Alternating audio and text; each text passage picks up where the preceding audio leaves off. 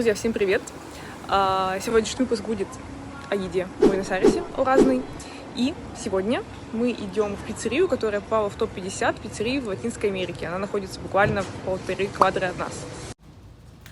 Это неаполитанская пицца, она входит в 50 лучших пицц Латинской Америки и занимает 10-ю строчку. Сейчас будем смотреть и пробовать.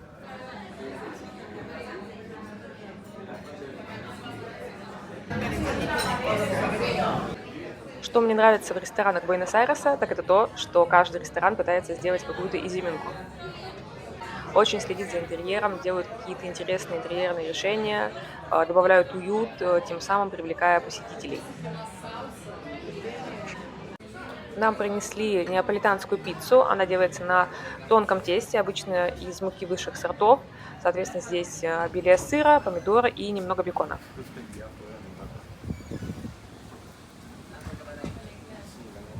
Это наш чек, в долларах он составил $24.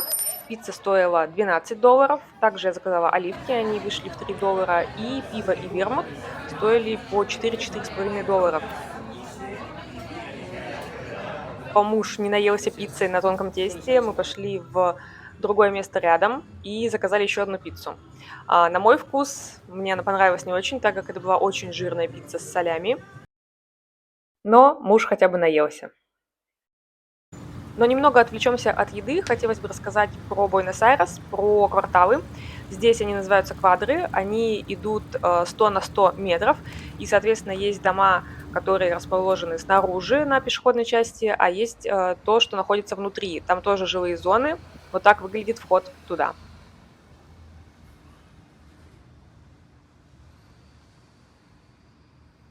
Вернемся далее к еде. Те, кто будут в Буэнос-Айресе, мы уже подсадили друзей на эти эмпанады. В принципе, эмпанада – это местный пирожок. Он может быть с разными начинками. Есть более дорогие эмпанады, более дешевые. Эти эмпанады одни из дорогих.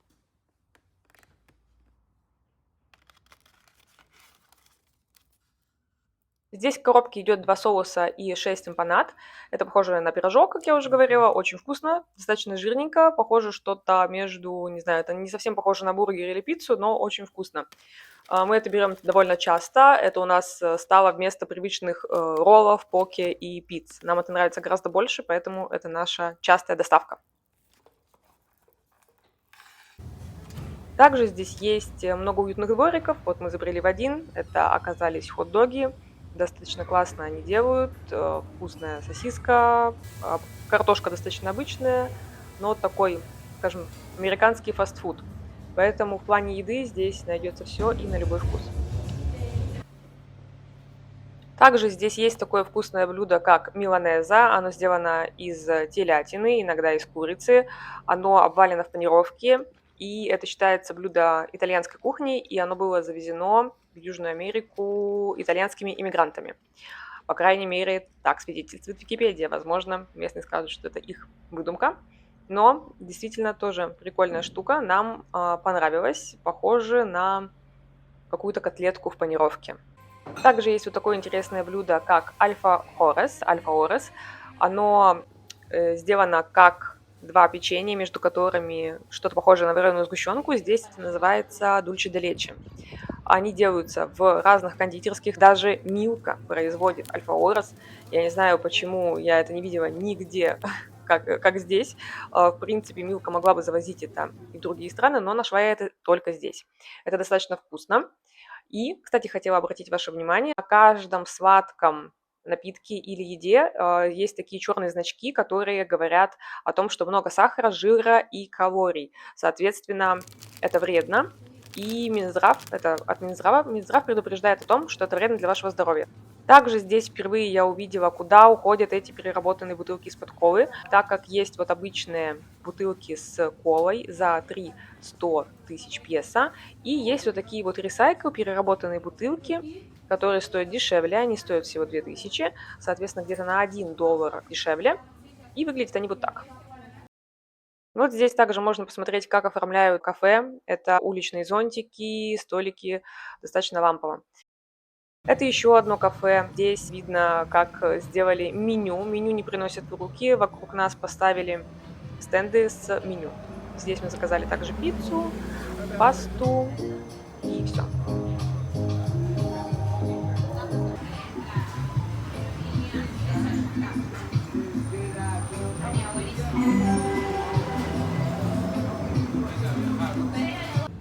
Также здесь много ресторанов с разными макаронами. Здесь есть магазины с автоматами ручными для производства макарон. Можно купить в ресторанах, вот конкретно в этом, макароны домой за $10 за килограмм. Мы здесь заказали также макаронные изделия. Это считается тоже ресторан итальянской кухни. Тоже было все достаточно вкусно. Ну и опять отвлечемся от еды и покажу вам улицы. Вот, знаете, честно, я тут слышала истории, где забирают телефон, если ты неаккуратно его кладешь на стол, могут как-то у тебя его забрать. Слышала истории, что вот так, как я иду сейчас, если сильно вытянуть руку, может проехать велосипедист, вывернуть телефон, либо мотоциклист. Я сейчас иду так спокойно, потому что я видела много полицейских машин вокруг. Я надеюсь, да, что они меня защитят и да, не будет идей для краш при них. Вот. Но вообще, вот сегодня достаточно солнечная, красивая погода. Достаточно спокойно на улицах. Будний день, хоть и пятница. Вот.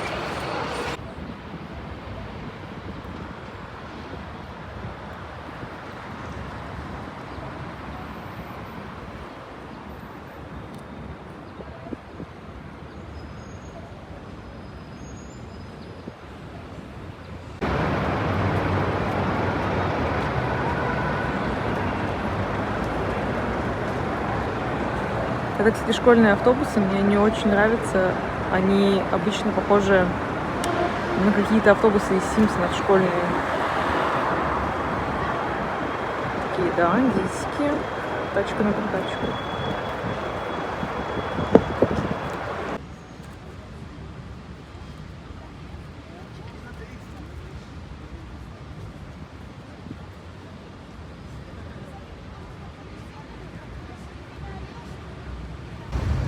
В общем, это самая широкая улица Буэнос-Айреса. Обычно ее переходят в районе 1,5 минут, поэтому не буду засекать, но поверим на слово.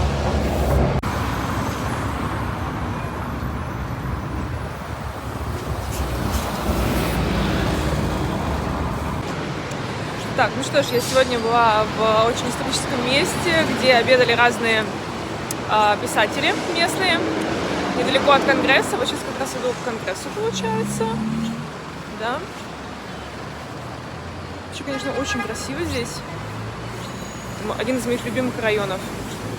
Но тут обычно много людей. Сейчас будний день, обед.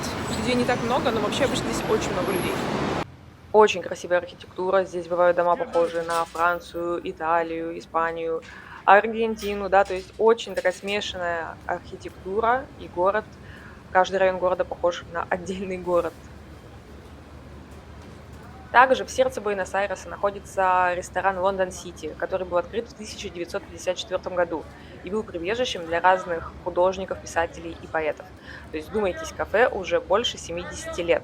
Оно признано комиссией по сохранению и продвижению известных кафе как выдающееся кафе. Hola.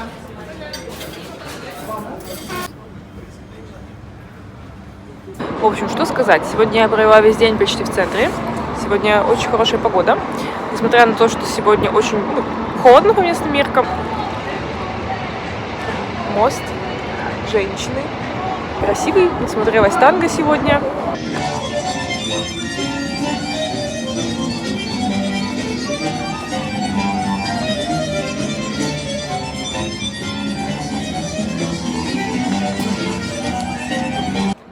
Танго и танцы в том числе, потому что там вдалеке танцуют танго, танцуют танцы.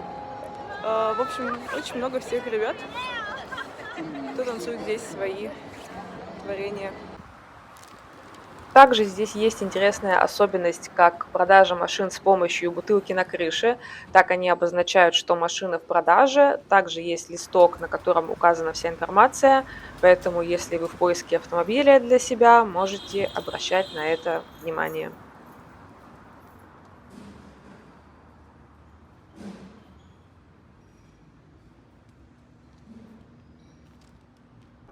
Ну что ж, друзья, на сегодня это все.